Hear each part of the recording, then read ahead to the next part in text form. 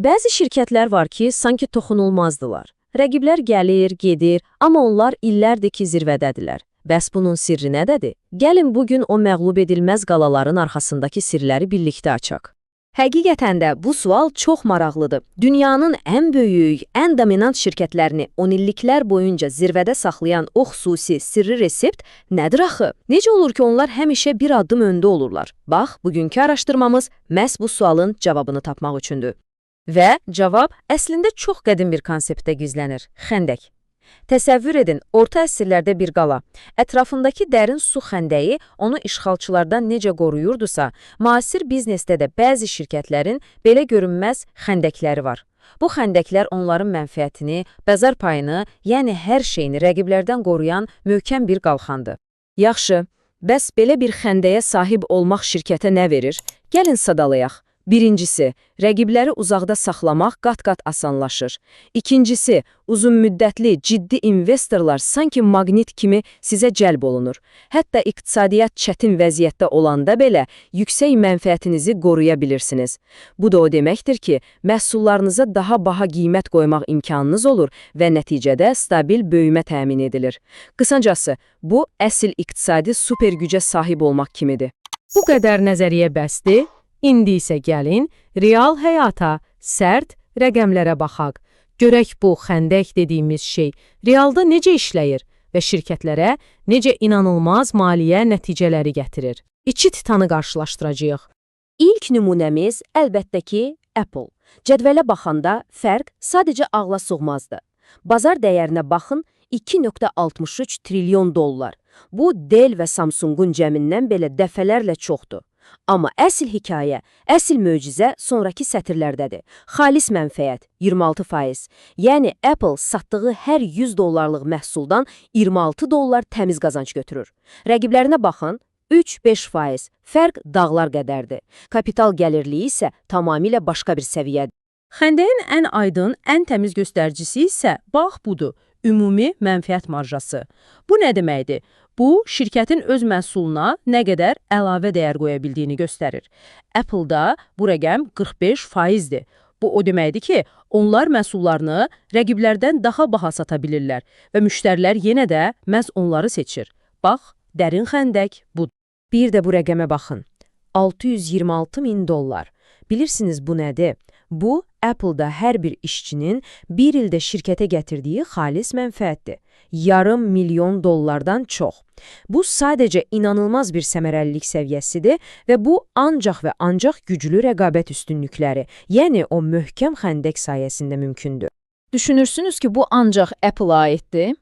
Gəlin başqa bir sektora, yarımkeçiricilərə baxaq. Nvidia. Rəqəmlər yenə də hər şey deyir. Ümumi mənfəət marjasına baxın, 72%. Bu dəlilikdir. Onlar hətta öz çiplərini istehsal edən nəhəng TSMC-dən belə daha çox qazanırlar. Xalis mənfəət isə 48%-dir. Bir vaxtların kralı olan Intel'in 3%lik mənfəəti yanında bu rəqəm sadəcə rəqabəti darmadağan etmək deməkdir. Yaxşı, deməli bu xəndəyin nə olduğunu və nə qədər möhtəşəm nəticələr verdiyini konkret misallarla gördük. İndi isə ən vacib sual gəlir.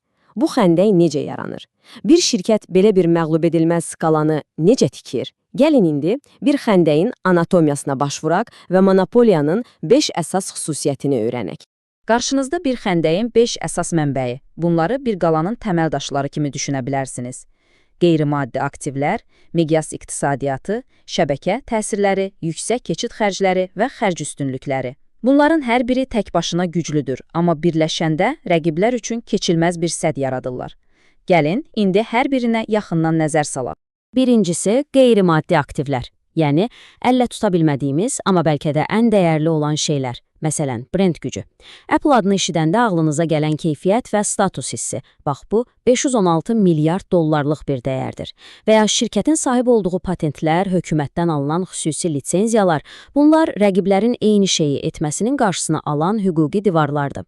Bir də təbii ki, təqlid edilməsi çox çətin olan unikal bilik və təcrübə, yəni know-how. İkinci güc mənbəyi, miqyas iqtisadiyyatı. Bunun qaydası sadədir. Nə qədər böyüyürsənsə, o qədər güclənirsən. Çünki daha çox istehsal etdikcə hər bir məhsulun maya dəyəri düşür. Təchizatçılardan daha ucuz qiymət ala bilirsən və ən əsası, sənin qurduğun biznesə başlamaq üçün o qədər böyük pul lazımdır ki, yeni rəqiblər sadəcə qorxub geri çəkilir. Tesla kimi şirkətlər üçün isə bir üstünlük də var. Daha çox avtomobil, daha çox data deməkdir. Bu da onların süni intellektini daha ağıllı edir. İndi gəldik üçüncü və bəlkə də ən maraqlı amilə, şəbəkə təsirləri. Bunun arxasında dayanan sadə bir qanun var, Metcalfe qanunu. Deyir ki, bir şəbəkənin dəyəri ona qoşulan hər yeni istifadəçi ilə sadəcə artmır. Parabolik, yəni qat-qat sürətlə artır. Gəlin görək bu nə deməkdir. Ən sadə nümunə WhatsApp və ya digər sosial şəbəkələrdir. Niyə oradasınız? Çünki bütün dostlarınız oradadır. Siz qoşulanda şəbəkə onlar üçün də biraz daha dəyərli olur. Bu bir qartopu effekti yaradır. Eyni şey Apple'ın App Store üçün də keçərlidir. Milyonlarla istifadəçi olduğu üçün proqramçılar ora üçün tətbiqlər yazır, bu da daha çox istifadəçi cəlb edir. Və ya Nvidia. Onlar öz texnologiyaları ətrafında elə bir proqramçı və şirkət şəbəkəsi qurublar ki, artıq hamı məcburən onlarla işləyir. Dördüncü xəndək növü isə yüksək keçid xərcləridir. Yəni, bir şirkətin məhsulundan imtina edib başqasına keçməyin əzabı. Apple ekosistemi bunun mükəmməl nümunəsidir. iPhone, Mac, Apple Watch. Hamısı bir-biri ilə o qədər bağlıdır ki, birini dəyişmək bütün sistemi alt-üst edir. Bu təkcə yeni cihaza pul vermək deyil. Yeni sistemi öyrənməyə sərf edəcəyiniz vaxt, datalarınızı köçürməyə əziyyəti, hətta bəzən sevdiyiniz bir brenddən ayrılmağın emosional yükü. Bütün bunlar insanları olduqları yerdə saxlayır. Və nəhayət, 5-ci və sonuncu amil. Xərc üstünlükləri. Bu sadəcə işləri başqalarından daha ucuz və daha səmərəli görmək bacarığıdır. Bəlkə də unikal bir istehsal prosesiniz var və ya xam malı hamıdan ucuz alırsınız. Bəlkə də Zara kimi brendiniz o qədər güclüdür ki, marketinqə demək olar pul xərcləmirsiniz. Hətta ən yaxşı istedadları özünüzə cəlb etmək belə bir xərc üstünlüyü yarada bilər. Nəticədə rəqiblərinizdən daha çox qazanırsınız. Yaxşı, mövcud qalaları, yəni bugünün nəhənglərini analiz etdik. İndi isə gəlin bu bilikləri gələcəyə tətbiq edək. Gələcəyin qalalarını, gələcəyin monopoliyalarını bugündən necə görmək olar? Gəlin bu suala cavab tapmaq üçün çox maraqlı bir nümunəyə, Tesla'nın inkişaf edən xəndəyinə baxaq.